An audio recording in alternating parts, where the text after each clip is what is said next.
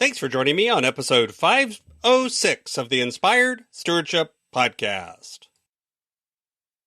I'm Winston Clements, motivational speaker and limitation breaker. I challenge you to invest yourself, invest in others, develop your influence, and impact the world using your time, your talent, and your treasures to live out your calling. Having the ability to recognize your limitations are an illusion and develop resilience is key. And one way to be inspired to do that is to listen to this, the Inspired Stewardship podcast with my friend, Scott Mader.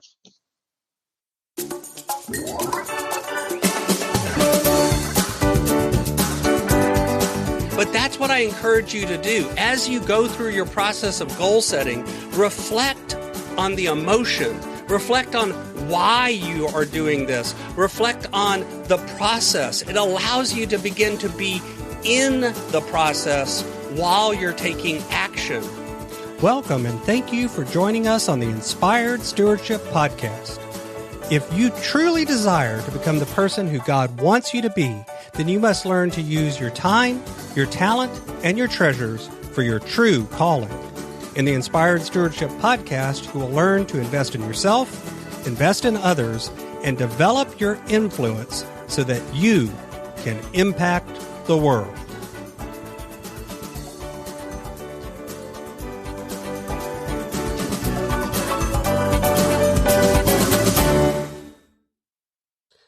Today, on this episode of the Inspired Stewardship Podcast, I'm talking with you about a special topic: annual reviews. I've broken it up into 4 parts: review, plan, reflect, and revise. If you missed the last couple of weeks, go back to the last 2 weeks on Monday and listen to review and plan. Today, we'll be talking about reflection. You know, one area that a lot of folks need some help with is around the area of productivity. Getting not just more things done, but actually getting the right things done can be really, really tough. I've got a course called Productivity for Your Passion that's designed to help you do this and then to hold you accountable and walk with you so that you can tailor productivity not just to be getting more done, but actually getting the right things done. What's more, we take the approach of looking at your personality and how you actually look at things in the world and tailor the productivity system to your personality. Because the truth is, a lot of the systems that are out there are written really well for somebody with a particular personality type. But if you have a different approach to things, they just don't work. But there's tools and techniques and approaches that you can take that will work for anyone. And we help you do that in Productivity for Your Passion. Check it out over at inspiredstewardship.com/launch. So as we've been unpacking this idea of performing a review, I've talked about it at several different scales throughout the process. I've talked about this as a frame for an annual review process, but I've also talked about how I use this weekly, daily, monthly, quarterly, and then annually, and how these interlock together.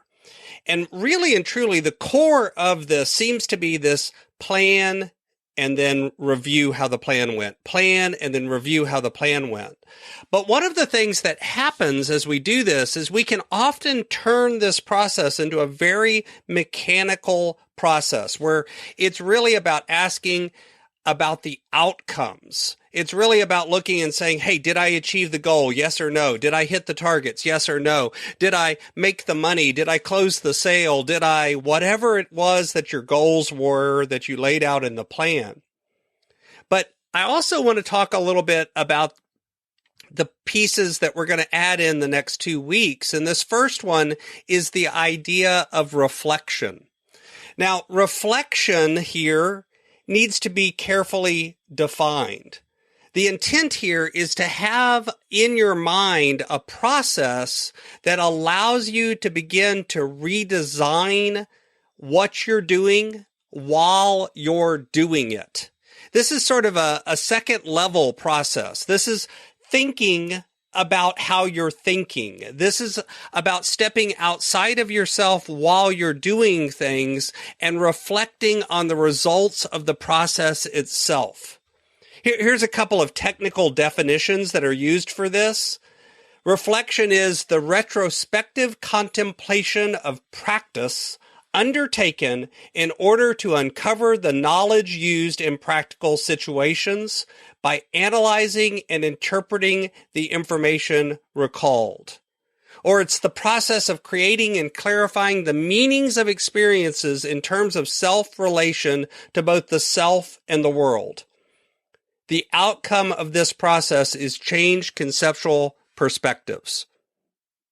One of the things that I think we have to recognize is when we're doing goal setting, there is an emotional component to this. Reflection is what I use as the part of my process to make sure I'm acknowledging this, that I'm not just focused on the action and I'm not just focused on the result, but I'm focused on both together. That when I'm in the process, I'm actively thinking about the process itself. And beyond just thinking about it in a mechanical way, I'm acknowledging the emotion and the feelings that come from the process. If I fall short on a goal, I need to examine how I felt about that. I need to examine not just why I fell short, but what was it emotionally? What was it about my mindset? What was it about my beliefs that kept me from achieving that goal? And what do I need to change, not just in what I do, but in actually how I think to achieve the goal the next time? There's a reflection process before the action. Before I begin on the goal. That is what we've talked about before, about active visualization and where you think about challenges that might come up. That's a reflection technique. But you can also do it afterwards as well. You reflect before and after. And you actively think about things like what worked, what didn't work. But beyond that, you also think, and how did that make me feel? In reflecting before, you think about why. Why is this goal important for me? What does it mean for me? What does it mean for my family? What does it mean for my client? Why am I doing this? What are the emotional rewards tied through going through the process of achieving this goal? This skill of being able to reflect, if you actively participate in it, you'll begin to be able to kind of almost step outside of yourself while you're doing tasks so that you can observe yourself doing them and observe your emotional state during the process. What it allows you to do is when you begin to get checked out, you can identify that and you can go back and really tune in again on why is this goal important? This is also part of the process that allows you to filter opportunities that come along.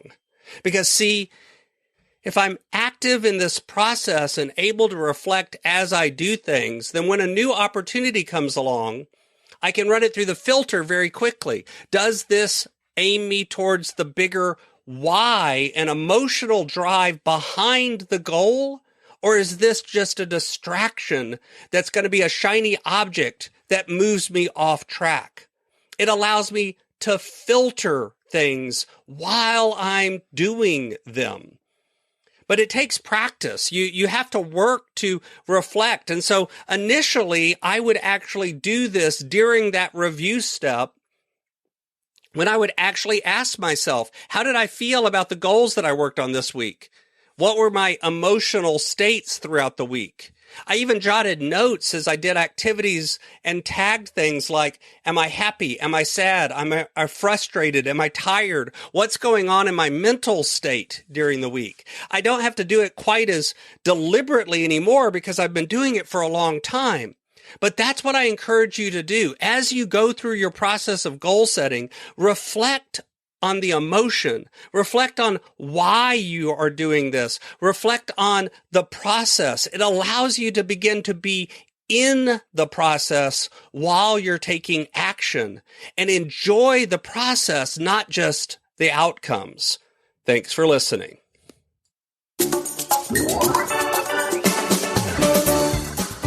Thanks so much for listening to the Inspired Stewardship Podcast. As a subscriber and listener, we challenge you to not just sit back and passively listen, but act on what you've heard and find a way to live your calling.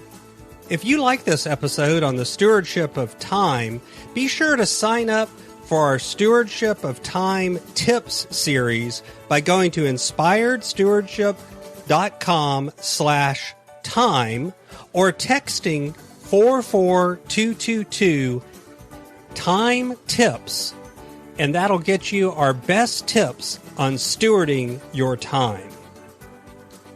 Until next time, invest your time, your talent, and your treasures. Develop your influence and impact the world.